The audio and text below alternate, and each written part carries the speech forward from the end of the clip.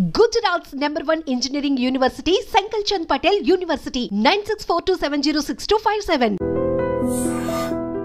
నమస్తే, నేను Kavitha. Welcome to iDream. JEE exams అయిపోయాయి, రిజల్ట్స్ కూడా వచ్చాయి. నెక్స్ట్ టార్గెట్ అంతా పిల్లలు అండ్ పేరెంట్స్ పెట్టాల్సింది ఏ బేసిస్ మీద ఏ కాలేజెస్ని సెలెక్ట్ చేసుకోవాలి, ప్రాసెస్ ఏంటి, ప్రొసీజర్ ఎలా ఉంటుంది, మంచి కాలేజ్ అంటే ఏంటి, సెలక్షన్లో తీసుకోవాల్సినటువంటి జాగ్రత్తలు ఏంటి, వీటి గురించే మాట్లాడుకుందాం. మనతో పాటుగా ఉన్నారు doctor TCS, career guidance expert. Hello అండి, నమస్తే.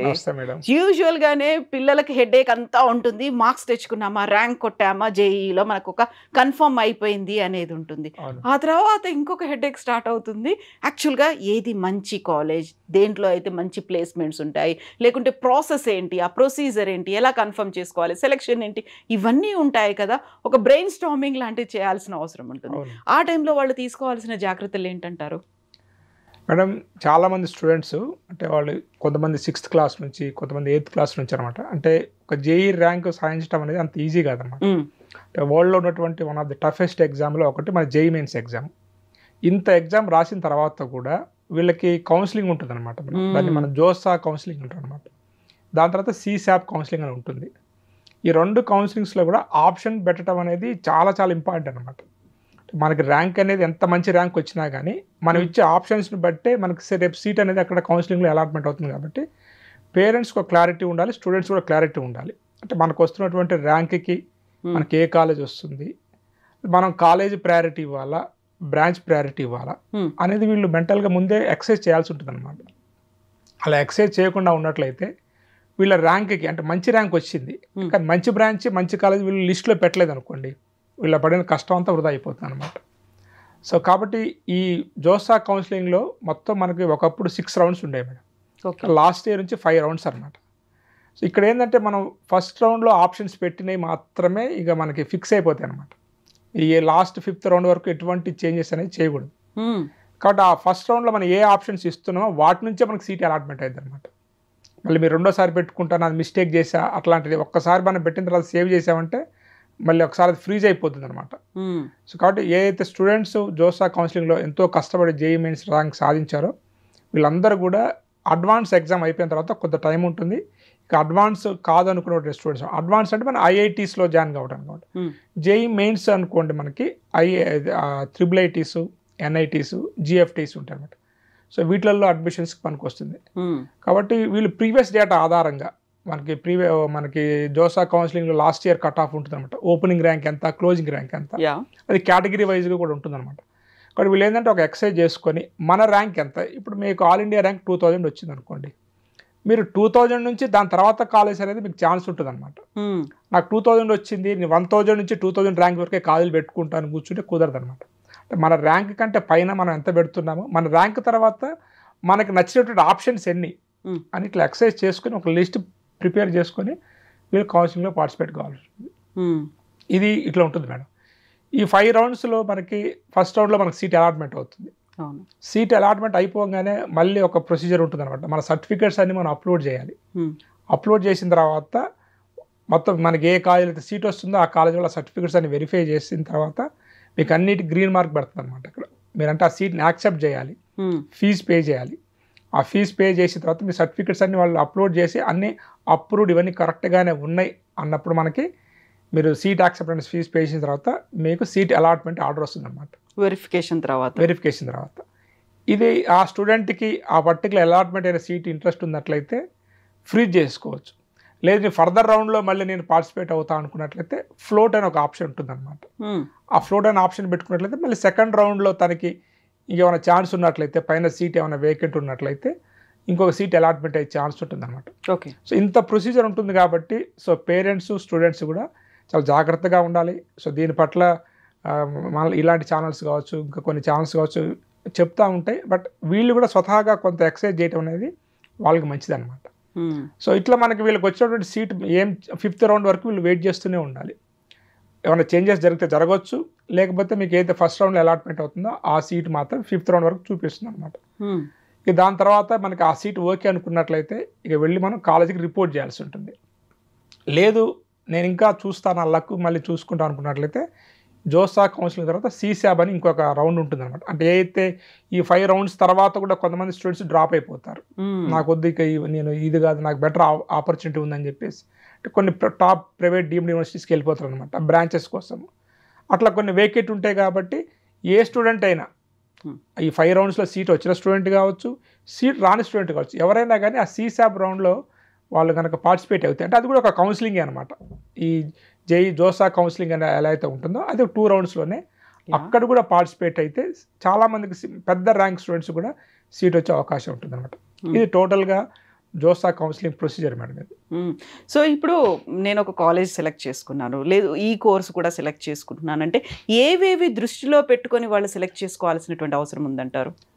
మంచి క్వశ్చన్ అడిగారు మేడం. అంటే ఇప్పుడు మనం ఐఐటీస్ టాప్ 5 ఐఐటీస్ ఉన్నాయనుకోండి, చాలామంది స్టూడెంట్స్ ఏం చేస్తుంటారంటే నాకు ఐఐటీస్లో చదవటం ఇంపార్టెంట్, సో నాకు బ్రాంచ్ ప్రయారిటీ కాదంటారు అనమాట.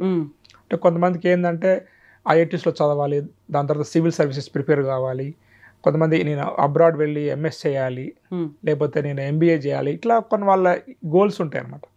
ఆ గోల్స్కి తగ్గట్టుగా వాళ్ళు ప్రిపేర్ కావాల్సి ఉంటుంది. బ్రాంచ్ మాకు ప్రయారిటీ కాదనుకున్నప్పుడు టాప్ కాలేజెస్ చూస్ చేసుకోవడం బెటర్ అనమాట. సో కొన్ని ఐఐటీస్ మనం సెలెక్ట్ చేసుకున్నప్పుడు మాత్రము మెజారిటీ ఆఫ్ ది స్టూడెంట్స్ అంటే నేను ఇచ్చే సలహా కాకుండా but majority of the students ఎలా చేస్తారంటే కాలేజీకి ప్రయారిటీ ఇస్తాను అనమాట. Top 5 IITs, top 7 IITs, branch ఏదైనప్పటికీ కూడా నేను ఐఐటీలో చదవాలి అనేటువంటి డ్రీమ్తో వెళ్తారు అనమాట. నార్మల్గా రిక్రూట్మెంట్ చేసేటువంటి కంపెనీస్ కూడా వీళ్ళు బ్రాంచ్ బ్రాగ్ కూడా అంతగా పట్టించుకోవు. వీళ్ళకి ఎటువంటి స్కిల్స్ ఉన్నాయి, వీళ్ళు ఎటువంటి కోర్సెస్ నేర్చుకున్నారనే బేసిస్ మీదనే మీరు ఏ బ్రాంచ్ చదివినప్పటికీ కూడా టాప్ ఐఐటీ స్టూడెంట్స్ని ఆల్ సాఫ్ట్వేర్ కంపెనీస్ అవి రిక్రూట్మెంట్ చేసుకుంటాయి. కాబట్టి స్టూడెంట్కి బ్రాంచ్ మీద ఒక పర్టికులర్గా అంత ఈ మనకి పట్టు అది అంటే ఇది బ్రాంచ్ అన్నట్టుగా లేనప్పుడు they can go for college అనమాట. లేదు పర్టికులర్ నాకు బ్రాంచే కావాలనుకున్నప్పుడు కూడా మరీ లో ప్రిఫరెన్స్ కాలేజ్ కాకుండా కొంచెం బెటర్ కాలేజీని చూస్ చేసుకోవడం బెటర్ అనమాట. IITs, top IITs, top NITs, triple కూడా ఒక 3-4 టాప్ ఉంటాయి అనమాట టాపర్స్కి. సో వాటన్నిటిని వాళ్ళు చూసుకోవాలి. అంటే ఏ కాలేజ్ టాప్లో ఉంది, ఎంత ప్లేస్మెంట్ వస్తుంది, సో ఏ బ్రాంచ్కి ఎంత ప్లేస్మెంట్ వస్తుంది, ఇది టాప్ ఎన్ఐటీ, ఇది మిడిల్ ఐఐటీ, ఈ టాప్ ఎన్ఐటీలో ఎంత ప్లేస్మెంట్ వస్తుంది కంప్యూటర్ సైన్స్కి, ఈ మిడిల్ ఐఐటీలో ఎంత ప్లేస్మెంట్ వస్తుంది ఈ బ్రాంచ్కి, అట్లా కొంచెం చాలా వీడియోస్ అవైలబిలిటీ ఉన్నాయి. బట్ నెట్లో కూడా మనకి అవైలబిలిటీ ఉంది కాబట్టి ఈ రెండింటిని కంపేర్ చేసుకొని బ్రాంచ్ ఆ కాలేజ్ అనేది వాళ్ళు డెసిషన్ తీసుకుంటే బాగుంటుంది అనమాట. సో ఇవన్నీ వివరాలు కూడా వెబ్సైట్లో అవైలబుల్గా ఉంటాయా? వాళ్ళ కాలేజీలు, ఇన్స్టిట్యూట్స్ ఇవన్నీ ఉంటాయి. వాటన్నిటిని అనలైజ్ చేసుకోవడానికి దే నీడ్ సమ్ హెల్ప్ కదా, అది ఎలా హెల్ప్ తీసుకోవాలంటారు? అప్పుడు ఇప్పుడు చాలామంది మాలాంటి వాళ్ళు కూడా కెరియర్ గైడెన్స్ అనేది ఇస్తారు మేడం. ఈ కౌన్సిలింగ్ టైంలో మేము కూడా నా మాత్రం ఫీజు పే చేసి కూడా చాలామంది పేరెంట్స్కి, స్టూడెంట్స్కి గైడెన్స్ అనేది ఇస్తున్నాం అనమాట. సో చాలా వెబ్సైట్స్ కూడా ఉన్నాయి, ఇలాంటి ఛానల్స్ కూడా చాలా ప్రోగ్రామ్స్ కండక్ట్ చేస్తూ ఉంటాయి. కాబట్టి కొంచెం స్టూడెంట్స్ మీరు వెళ్ళి కొంచెం ఇంటర్నెట్లో సెర్చ్ చేసినా కానీ ఇవన్నీ దొరుకుతాయి అనమాట. కానీ ఎవరైతే కొంత రూరల్ బ్యాక్గ్రౌండ్ పేరెంట్స్ ఉంటారో వారికి ఇక మనలాంటి వాళ్ళు మాత్రం ఖచ్చితంగా గైడ్ చేయాల్సి ఉంటుంది. ఇన్ఫర్మేషన్ ఉన్నప్పటికీ కూడా వాళ్ళకి అర్థం కాదు, అది మళ్ళీ ఇంకా ఎక్స్పర్ట్స్ దగ్గరికి వెళ్ళి గైడెన్స్ తీసుకోవడం అనేది చాలా ఇంపార్టెంట్ అనమాట. ఎందుకంటే ఇంత కష్టపడి చదివి లాస్ట్లో డెసిషన్ దగ్గర మిస్టేక్ చేసినట్లయితే చాలా ఇబ్బంది పడతారనమాట. ఎందుకంటే చాలామంది స్టూడెంట్స్కి తెలియదు అనమాట. ఎందుకంటే ఐఐటీస్, ఎన్ఐటీస్, ట్రిపుల్ ఇవన్నీ గవర్నమెంట్ ఆర్గనైజేషన్స్ కదా, మనకి ఎడ్యుకేషన్ ఫ్రీగా ఉంటుంది కదా అనుకుంటారు అనమాట. ఈ ట్రిపుల్ ఐటీస్లో చాలామంది స్టూడెంట్స్ పాపం ఎస్సీ ఎస్టీ పిల్లలు ఒక 5 ట్రిపుల్ ఐటీస్లో మాత్రమే వాళ్ళకి ఫీజు అనేది ఉండదు, అది కూడా ట్యూషన్ ఫీజు ఉండదు అనమాట. అది తెలియక వేరే ట్రిపుల్ ఐటీస్లో జాయిన్ అయిపోయి అక్కడ 4 లక్షలు పే చేయలేక వాళ్ళు వచ్చిన సీట్ని డ్రాప్ చేసుకొని నార్మల్గా డిగ్రీ చేయాల్సిన పరిస్థితి కూడా ఉన్నాయి. అలాంటి కేసెస్ కూడా చూశాను నేను. కాబట్టి ఎవరైతే రిజర్వేషన్ కేటగిరీ స్టూడెంట్స్ ఉన్నారో వారికి ఎన్ఐటీలో, ఐఐటీలో అయితే ఫీజు ఉండదు మేడం వాళ్ళకి. కానీ ఈ ట్రిపుల్ ఐటీస్ వచ్చినప్పుడు ఒక 5 ట్రిపుల్ ఐటీస్లో మాత్రమే వాళ్ళకి ఆ ఫీజు రియంబర్స్మెంట్ అనేది ఉంటుందన్నమాట. అది కూడా ట్యూషన్ ఫీజే ఉంటుంది. మెస్ ఫీజు అనేది ఎవరైనా ఎక్కడైనా కట్టాల్సిందే. కాబట్టి అవి కూడా చూసుకోవాలి వాళ్ళు. సో ఇప్పుడు ట్రిపుల్ ఐటీ లక్నో ఉందనుకోండి, ఏ కేటగిరీ స్టూడెంట్ అయినా, ఈవెన్ ఎస్సీ అయినా, ఎస్టీ అయినా ఎవరైనా కానీ అక్కడ ట్యూషన్ ఫీజు పే చేయాలి, అన్ని పే చేయాలి. నాకు రిజర్వేషన్ ఉంది కదా అని చెప్పేసి మీరు అక్కడ సీట్ తీసుకున్నారనుకోండి, ఆ ఫీజు పే చేయలేకపోతే 4 లక్షల దాకా ఉంటుంది అనమాట. సో కొంతమంది పూర్ స్టూడెంట్స్ ఉంటారు అనమాట. ఇటువంటి జాగ్రత్తలు కూడా అవసరము. అదే సో ఇప్పుడు కష్టపడి సంపాదించిన ర్యాంకు ఇవన్నీ ప్రాపర్గా ఒక మనం ఎన్రోల్ చేసుకోలేకపోయాము, ఎంటర్ చేసుకోలేకపోయాము అన్నప్పుడు బర్డన్కు కూడా అవుతుంది అది. సో ఆ టైంలో పేరెంట్స్కి వచ్చేటువంటి ఇంకొక ఆలోచన, సరే నేను ఇంత డబ్బు కట్టాను వెళ్తున్నాను, వెళ్ళిన తర్వాత వచ్చేటువంటి ప్లేస్మెంట్స్ ఎలా ఉంటాయి, జాబ్ గ్యారంటీ ఉంటుందా లేదా, అయినా పర్లేదు సార్ ముందైతే మేము డబ్బు కట్టాము, ఫర్దర్గా ఏదో వస్తే చాలు రికవర్ చేసుకోవచ్చు, అలా హెల్ప్ అవుతుంది కదా అనే ఒక ఆలోచన ఉంటుంది కదా, వాళ్ళకి ఏం చెప్తారు మీరు ఆ పేరెంట్స్కి? Placement point of view madam. Yes అండి. మేడం ప్లేస్మెంట్ అనేవి ఎక్కడ ఉంటాయి అంటే చాలా మంచి క్వశ్చన్ అడిగారు మీరు. ఎందుకంటే డైలీ నన్ను అడుగుతారు అనమాట పేరెంట్స్. ఎందుకంటే సార్ నేను పలానా కాలేజీలో జాయిన్ చేస్తున్నాను, అయినా పర్లేదు ఫీజు కడతాము, నాకు ప్లేస్మెంట్ వస్తుందా అని అడుగుతారు అనమాట. నేను కూడా నా పర్సనల్గా కూడా చాలా మంది చెప్తా ఉంటాను కౌన్సిలింగ్ వచ్చినప్పుడు, ఈ ప్లేస్మెంట్ అనేది అంత మీకు అంత చూపిస్తున్నట్టు విధంగా ఉండదు, అది దాంట్లో చాలా ఉంటుందని చెప్తాను అనమాట. ఎందుకంటే మేడం ప్లేస్మెంట్ అనేది ఒక కంపెనీకి ఎవరు కావాలి, ఒక మంచి బ్రిలియంట్ స్టూడెంట్ కావాలన్నమాట. అంటే అన్ని స్కిల్స్ ఉన్నటువంటి స్టూడెంట్ కావాలి. వాళ్ళందరూ ఎక్కడ ఉంటారు మేడం, వాళ్ళందరూ కూడా టాప్ ఐఐటీస్లో, టాప్ ఎన్ఐటీస్లో, కొంతమంది అక్కడ టైం బాగలేక ఏదో కొన్ని కాలేజెస్లో మిస్ అయినా కానీ కొన్ని టాప్ డీమ్డ్ యూనివర్సిటీలో ఉంటారు అనమాట. ఎక్కడైతే మెరిట్ బేస్డ్ మీద అడ్మిషన్స్ జరుగుతాయో ఆ కాలేజీలో ప్లేస్మెంట్స్ బాగుంటాయి మేడం. ఎక్కడైతే మీకు ఇంటర్మీడియట్ మార్క్స్ మీద లేకపోతే మీరు డబ్బు కట్టి జాయిన్ అవుతారో అక్కడ మీరు ప్లేస్మెంట్స్ అనేది మీ మీదే డిపెండ్ అయి ఉంటుంది అనమాట, కాలేజీ మీద కాదు. సో అంటే ఎక్కడైనా ఐఐటి అయినా మీరు మనీ కట్టి జాయిన్ అయ్యేటువంటి కాలేజ్ అయినా కానీ స్టూడెంట్ కష్టపడితేనే ప్లేస్మెంట్ వస్తుంది. కాలేజ్ ఏదైనా కానీ ఒక కంపెనీని తీసుకురాగలుగుతుంది, నీ ముందు ప్లేస్మెంట్ కోసం నిన్ను అక్కడ కంపెనీని నీ ముందుకు నిల్చోబెడతాను అనమాట. కానీ ఆ కంపెనీ వాళ్ళ ముందు ప్రూవ్ చేసుకోవాల్సింది నువ్వు అనమాట, ఉన్నటువంటి క్వాలిఫికేషన్ క్వాలిటీ. అంతే మేడం. ఇప్పుడు నువ్వు తీసుకున్న బ్రాంచ్ ఏంటి, ఆ బ్రాంచ్లో ఉన్నటువంటి ఆపర్చునిటీస్ ఏంటి, ఆ ఆపర్చునిటీస్ తగ్గట్టుగా మనం నేర్చుకోవాల్సిన స్కిల్స్ ఏంటి అనేది ఒకప్పుడు థర్డ్ ఇయర్లో నేర్చుకున్నా సరిపోయేది. కానీ ఈ రోజున ఎట్లయితే ఐఐటి ఫౌండేషన్ 8th క్లాస్ నుంచి కావాలో బీటెక్ ఫస్ట్ ఇయర్ నుంచే ఇప్పుడు కాంపిటీషన్కి ఆ స్టూడెంట్ తెలుసుకోవాల్సిన పరిస్థితి అంతే ఉందన్నమాట. కంప్యూటర్ సైన్స్, ఆర్టిఫిషియల్ ఇంటెలిజెన్స్ అందరూ తీసుకుంటాం ఈ రోజున. కానీ రేపు ఆర్టిఫిషియల్ ఇంటెలిజెన్స్కి సంబంధించిన స్కిల్స్ ఏంటి, యూనివర్సిటీ ఒక సిలబస్ ఉంటుంది, ఇండస్ట్రీలో వచ్చేసి మీకు కావాల్సిన స్కిల్స్ డిఫరెంట్గా ఉంటాయి. ఆ రెండింటికి మధ్య గ్యాప్ని స్టూడెంట్ ఫిల్ చేయగలగన్నమాట. అట్లా ఫిల్ చేయగలిగితేనే ఇతనికి రేపు అనుకున్న ప్లేస్మెంట్ వస్తుంది. అందరికీ కోట్లలో ప్లేస్మెంట్ రాదు, కానీ ఆ ₹1,00,00,000 ప్లేస్మెంట్ వస్తున్న స్టూడెంట్ ఏంటంటే ఈ గ్యాప్ని ఫిల్ చేస్తారనమాట. ఇండస్ట్రీకి ఏం కావాలి అంటే ఒక కంపెనీ తను తీసుకుంటున్నప్పుడు ఇంత అమౌంట్ ఎందుకు పెడుతుందంటే అతనికి అంత నాలెడ్జ్ ఉంది కాబట్టి పెడుతుంది అనమాట. కాబట్టి ప్లేస్మెంట్ అనేది కాలేజీని బట్టి కాదు, నిన్ను నమ్ముకో. నేను ఒక వీడియో కూడా చేశాను దీని మీద, నిన్ను నమ్ముకో, నీ బ్రాంచ్ని కాదు నీ కాలేజీని కాదని చెప్పాను అనమాట. 50-50 పెట్టాలి, యూనివర్సిటీ 50% ఉంటే 50% ఈ స్టూడెంట్ కూడా ఉంటుంది. అంతే మేడం, అంతే మేడం. ఖచ్చితంగా స్టూడెంట్ యొక్క కష్టం మీద ప్లేస్మెంట్ ఉంటుంది, కాలేజీది కూడా ఉంటుంది అనమాట. టాప్ కాలేజీకి వెళ్ళినప్పుడు ఆ ప్లేస్మెంట్ మనకి ఈజీ అయిపోతుంది. ఆ ర్యాంక్ అనేది తగ్గుతా ఉన్నా కొద్దీ మన బర్డన్ అనేది పెరుగుతూ ఉంటుంది. మీరు చెప్పినట్టుగా 50 నుంచి 60, 60 నుంచి 70కి స్టూడెంట్కి బర్డన్ పెరుగుతూ ఉంటుంది అనమాట. కాలేజ్ బెటర్ అయితే తగ్గుతూ ఉంటుంది, ఏది పెరుగుతూ ఉంటుంది అనమాట. అది ప్లేస్మెంట్. ఒకవేళ ఇప్పుడు అనుకున్నట్టుగా నా బ్రాంచ్లోనో ఆ కాలేజ్లోనే నాకు రాలేదు, లాంగ్ టర్మ్ కోచింగ్ తీసుకొని మళ్ళీ నేను జేఈకి అపియర్ అవుతాను అనే పేరెంట్స్కి ఏం చెప్తారు మీరు? అంటే లాంగ్ టర్మ్ అనేది కూడా మేడం చాలామంది స్టూడెంట్స్ అంటే నా దగ్గర సలహా తీసుకొని కొంతమంది వెళ్ళటం జరిగింది, కొంతమంది డ్రాప్ కావడం జరిగింది, కొంతమంది కాంప్రమైజ్ కావడం కూడా జరిగింది అనమాట. అంటే నార్మల్గా మేడం చాలామంది పేరెంట్స్ స్టూడెంట్స్ ఏమనుకుంటారంటే పర్సంటేజ్ వేరు, పర్సంటేజ్ వేరు అనమాట. సో మనకి ఈ జేఈ మెయిన్స్లో మనకి ఓపెన్ కేటగిరీలో 93% కట్ ఆఫ్ అనమాట. అంటే ఆ 93% కట్ ఆఫ్ దాటినటువంటి స్టూడెంట్ అంటే కొన్ని క్వశ్చన్స్ మాత్రమే లేదా తప్పు చేసి ఉండొచ్చు అనమాట. అతనికి ఏదో హెల్త్ బాగలేకనో లేకపోతే ప్రాపర్గా గైడెన్స్ లేకనో ఏదో మిస్టేక్స్ వల్ల కొంచెం తప్పు జరిగింది, బట్ ఓవరాల్గా 2 years పర్ఫార్మెన్స్ బాగానే ఉంది, కానీ ఆ టైంలో ఏదైనా మిస్టేక్ జరిగింది, ఇంకోసారి ట్రై చేస్తే వస్తుంది అని ఫీడ్బ్యాక్ ఆ కన్సర్న్ ఫ్యాకల్టీ ఎవరైతే ఉన్నారో అతనికి ట్రైనింగ్ ఇచ్చారో వాళ్ళు ఇతను లాంగ్ టర్మ్ వెళ్ళొచ్చు అంటే మాత్రం వెళ్ళొచ్చు అనమాట. ఎందుకంటే ఈ రోజున ప్లేస్మెంట్స్ అనేవి రేపు టాప్ యూనివర్సిటీస్ తప్ప నార్మల్ కాలేజ్లో అయితే కొంచెం టైట్గానే ఉంది. కాబట్టి స్టూడెంట్స్ బెస్ట్ యూనివర్సిటీ వెళ్ళటం అనేది చాలా చాలా ఇంపార్టెంట్ అనమాట.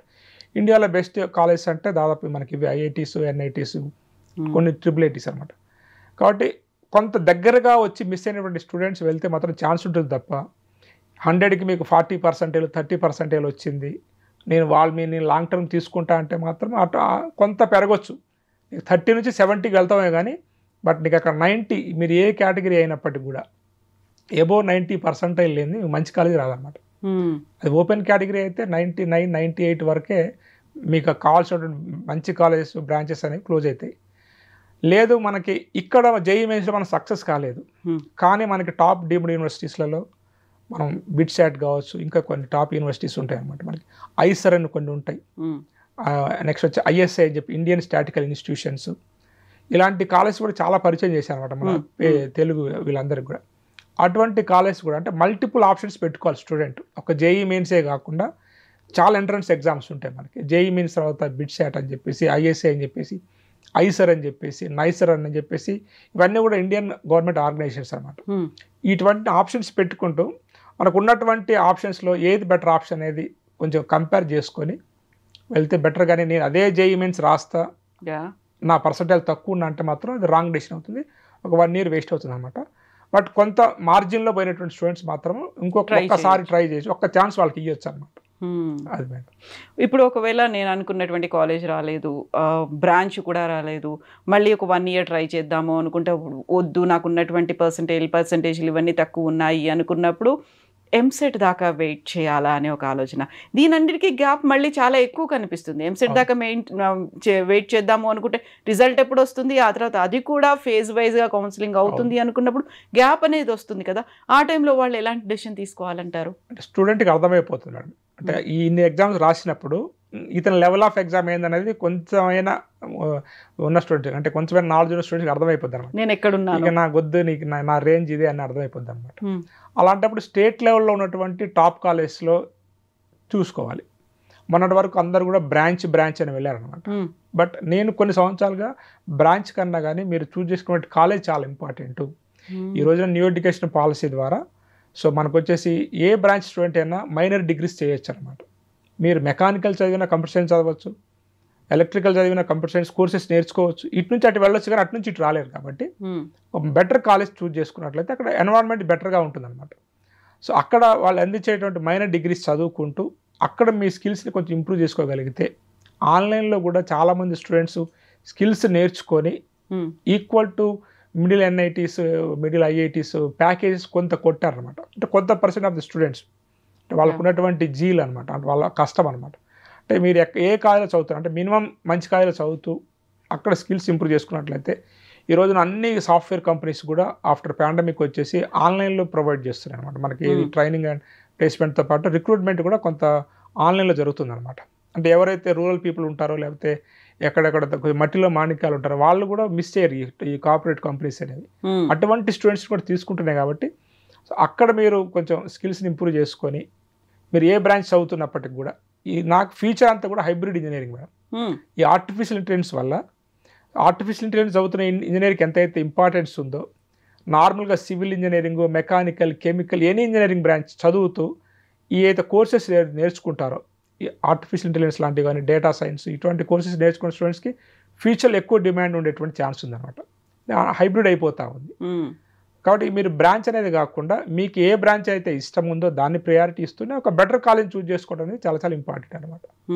సో ఇప్పుడు ఒక బెటర్ కాలేజ్ చూసుకోవాలి, బ్రాంచ్ ఏదైనా పర్లేదు అనుకున్నప్పుడు బెటర్ కాలేజెస్ కూడా ఎలా సెలెక్ట్ చేసుకోవాలి అనేది, దానికి కూడా గ్రేడ్స్ అనేవి ఉన్నాయి, అక్రిడేషన్లు అనేది ఉన్నాయి, ఇవన్నీ ఉన్నాయి. కాబట్టి ఒకవేళ ఎంసెట్లో నాకు ర్యాంక్ రాలేదు అయినా పర్లేదు నేను జాయిన్ అవుతాను అనుకున్నప్పుడు అందులో ఏ బేసిస్, ఏ కేటగిరీలో నేను సెలెక్ట్ చేసుకోవాల్సిన అవసరం ఉందంటారు? మీరు కొంచెం కష్టమైన క్వశ్చన్ అడిగారు అనమాట. ఎందుకంటే ఈ మధ్య మనకు వచ్చినటువంటి న్యూస్ తెలుసుకోవచ్చు మీరు. అంటే నాకు కొంత అవినీతి జరిగిందని చెప్పేసి న్యూస్లో రావడం జరిగింది అనమాట. ఇవన్నీ చెప్పినా కానీ పేరెంట్స్ వినే పరిస్థితి లేరనమాట. ఈ ర్యాంక్ ఉంది కాలేజ్కి, ఆ ర్యాంక్ ఉంది అన్నా కానీ వాళ్ళు నమ్మట్లేదు. ఇంత అక్రిడేషన్ ఉంది అన్నా కానీ నమ్మరు. కాబట్టి అల్టిమేట్ ఫీడ్బ్యాక్ వచ్చేది స్టూడెంట్ మేడం. ఆ కాలేజ్ చదువుతున్నటువంటి బీటెక్ స్టూడెంట్ అడగండి, అది ఏ కాలేజ్ అయినా కావచ్చు, అది హైదరాబాద్లో టాప్ కాలేజ్ కావచ్చు, డిస్టిక్ లెవెల్లో ఉన్నటువంటి ఏ కాలేజ్ అయినా కావచ్చు, ఈ కాలేజీలో స్టడీస్ ఎలా ఉన్నాయి, ట్రైనింగ్ అండ్ ప్లేస్మెంట్ ఇస్తున్నారా లేదా, ఇంటర్న్షిప్కి తగ్గట్టు గైడెన్స్ ఇస్తున్నారా లేదా, అట్లీస్ట్ ఫ్యాకల్టీ 100% కాకపోయినా ఒక 20-30% ఫ్యాకల్టీ అయినా ఒక మంచి ఫ్యాకల్టీ, పిహెచ్డి అంటే దొరకట్లేదు, కాలేజ్ ఇచ్చే పరిస్థితి లేదు కాబట్టి శాలరీస్, సో అట్లీస్ట్ మంచి ఫ్యాకల్టీ ఉన్నారా లేదా అనేది ఒక స్టూడెంట్ అండ్ పేరెంట్ ఫీడ్బ్యాక్ అనేది మేడం. ఎక్కడ కాలేజ్ అయినా కానీ మీరు ఢిల్లీలో చదవండి, చెన్నైలో చదవండి, హైదరాబాద్లో చదవండి, స్టూడెంట్ ఫీడ్బ్యాక్ తీసుకోవాలి. మనం ఇది కెరియర్ డిసైడ్ చేసే పాయింట్ అనమాట బీటెక్ అనేది. కాబట్టి ఖచ్చితంగా పేరెంట్ మాత్రం కొంత టైం స్పెండ్ చేయాల్సి ఉంటుంది అనమాట, కాలేజీని విజిట్ చేయాల్సి ఉంటుంది. మీరు సరే స్టూడెంట్ కాదు, ఆ కాలేజీ బయట ఉన్నటువంటి ఆ పాన్ షాప్ డబ్బాని అడిగినా చెప్పేస్తారు ఆ కాలేజీ గురించి. కాబట్టి పేరెంట్ అల్టిమేట్గా పర్సనల్ ఫీడ్బ్యాక్ అనేది తీసుకోవాలన్నమాట కాలేజీ గురించి. కాబట్టి ట్రైనింగ్ అండ్ ప్లేస్మెంట్తో పాటు స్కిల్కి ఎవరైతే ఇంపార్టెన్స్ ఇస్తున్నారో ఈ రోజు నా స్కిల్స్ అనేది చాలా చాలా ఇంపార్టెంట్ అనమాట. ఈ గ్యాప్ చాలా ఉంది, సిలబస్ ఒకలాగా ఉంది అండ్ కంపెనీకి కావాల్సిన స్కిల్స్ ఒకలాగా ఉన్నాయి. కాబట్టి ఆ గ్యాప్ని ఫిల్ చేసేటువంటి ట్రైనింగ్ అనేది కాలేజీలో ఇస్తున్నట్లయితే, మినిమం ఫ్యాకల్టీ బాగా ఉన్నట్లయితే అటువంటి కాలేజ్ తీసుకోవచ్చు. ఈ ర్యాంకింగ్ అనేది మాత్రం నమ్మే పరిస్థితి లేదు కాబట్టి, ఎందుకంటే అవి చాలా ఫ్యాక్టర్స్ మీద బేసే ఉంటాయి. గ్రౌండ్స్ మీద కావచ్చు, లేకపోతే క్యాంపస్లో ఉన్న ఫెసిలిటీస్ మీద కావచ్చు, ఇవన్నీ అండి. కానీ అల్టిమేట్గా స్టూడెంట్కి కావాల్సింది క్వాలిటీ ఆఫ్ ఎడ్యుకేషన్, దానికి సంబంధించిన స్కిల్స్ అనమాట. ఆ రెండు ఉండాలి. గ్రౌండ్ ఎంత ఉన్నా కానీ వాడికి ఉపయోగం ఉండదు. ట్రైనింగ్ ఇచ్చేటువంటి ప్లేస్మెంట్స్ వెళ్ళి బాగుండాలన్నమాట. కాబట్టి అలాంటివి చూజ్ చేసుకోవాల్సి ఉంటుంది. సో అలాంటి చూజ్ చేసుకోవాల్సినప్పుడు ఎవరైనా కెరియర్ గైడెన్స్ ఎక్స్పర్ట్ సలహా తీసుకున్నా కానీ బాగానే ఉంటుంది అన్నమాట. సో మిమ్మల్ని అప్రోచ్ అవ్వాలంటే మీరు వాళ్ళకి కావాల్సినటువంటి ఒక ప్రాపర్ గైడెన్స్ ఇవ్వాలి అంటే ఎలా కలవాలి మిమ్మల్ని? నా ఛానల్లో నా నెంబర్ ఆల్రెడీ ఓపెన్లోనే ఉంటుంది మేడం. చాలామంది కూడా నేను ఫ్రీగానే చెప్తుంటాను నేను. సో ఆ ట్రాఫిక్ భరించలేకే కొంత నా పర్సనల్ దగ్గర నెంబర్ ఉంటుంది. బట్ వాళ్ళ ఫైనాన్షియల్ స్టేటస్ని బట్టి కావచ్చు, ఏదైనా కావచ్చు, వాళ్ళు నాకు మెసేజ్ పెట్టినప్పుడు రిప్లై ఇస్తుంటాను నేను. చాలా లైవ్ సెషన్స్ కూడా కండక్ట్ చేస్తుంటాను నేను. కాలేజ్ కూడా విజిట్ చేసి, గవర్నమెంట్ స్కూల్స్ కావచ్చు, కాలేజ్ కావచ్చు, విజిట్ చేసి కూడా అక్కడ గైడెన్స్ అనేది ఇస్తున్నాను అనమాట. కొంత పెయిడ్ కౌన్సిలింగ్ అనేది కూడా చేస్తున్నాను ట్రాఫిక్ని తగ్గించడం కోసము. అదేవిధంగా పర్సనల్ కూడా గైడెన్స్ ఇస్తున్నాను. ఎవరైనా కలిసినా కానీ చెప్తా ఉంటాను అనమాట. అది మేడం అట్లయితే ఇస్తున్నాను. ఇంకా ఫర్దర్గా ఎవరన్నా కావాలనుకున్నా కానీ నా ఛానల్ విజిట్ చేసినప్పుడు ఆటోమేటిక్ నెంబర్ డిస్ప్లే అవుతూ ఉంటుంది కదా అక్కడ. వాళ్ళు అక్కడ నన్ను కాంటాక్ట్ కావచ్చు, నా గైడెన్స్ కూడా తీసుకోవచ్చు అనమాట. ఎస్ అండి, thank you so much TCS గారు. థ్యాంక్ యూ అండి.